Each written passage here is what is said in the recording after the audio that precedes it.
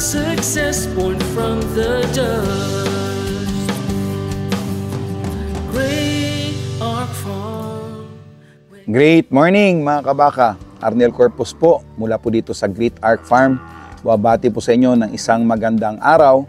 At ngayong umaga mga kabaka ay gusto po nating sagutin yung mga tanong. Ilang babaeng baka po ba dapat ang ilagay sa isang bull? So may mga factors po dyan na nakakaapekto kung ilang babae po ang pwede nating ipares sa isang bull.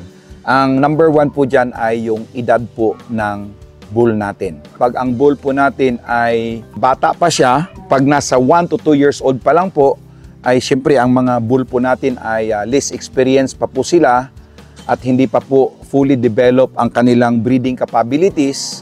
Generally, ang recommended po na ilagay natin sa ating mga young bull ay 15 to 25 heads po ng babae. Pag samantala, pag nag-mature na po sila, pag over 2 years old na po ang ating mga bull, na maganda po yung kanilang health at condition, pwede na po silang mag-service ng 25 to 40 heads na cow. Some exceptionally vigorous and experienced bull might manage more, but this is less common. Ang pangalawa po dyan ay yung health condition. So, ang bull po natin must be in excellent physical condition to manage a larger number of cows. Health issues or poor body condition can significantly reduce bull ability to breed effectively. Kailangan po ang bull po natin ay laging kondisyon.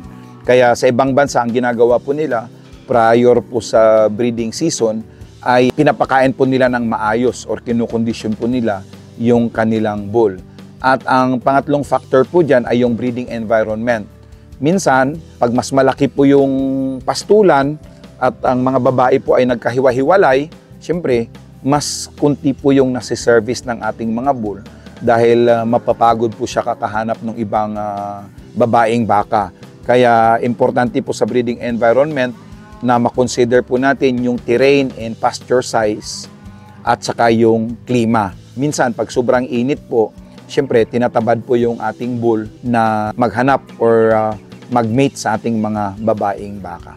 At ang pang-apat po dyan ay yung management practice. Ang iba po ay gumagamit po sila ng rotational breeding. Niro-rotate po nila yung bull para po magkakaroon po ng mas maraming ma-service na baka. So ginagawa, pag medyo pabagsak na po yung kondisyon ng bull, tatanggalin, papalitan ng kondisyon na bull, and then after how many months, magpapalit naman po uli sila. So yan po ang isang magandang technique para mayroon po tayong full-time na presence po ng bull. Ang breeding soundness examination, mahalaga po yan na regular po nating chine-check yung ating mga bulls. Regular po nating chine-check ang ating mga turo para po ma-ensure po natin ang kanilang capability na mag-service ng maraming cows. Ang bull to cow ratio, typically nga, between 1:25 to 1:40 sa mature bull in good condition, and adjustments should be made based on the specific conditions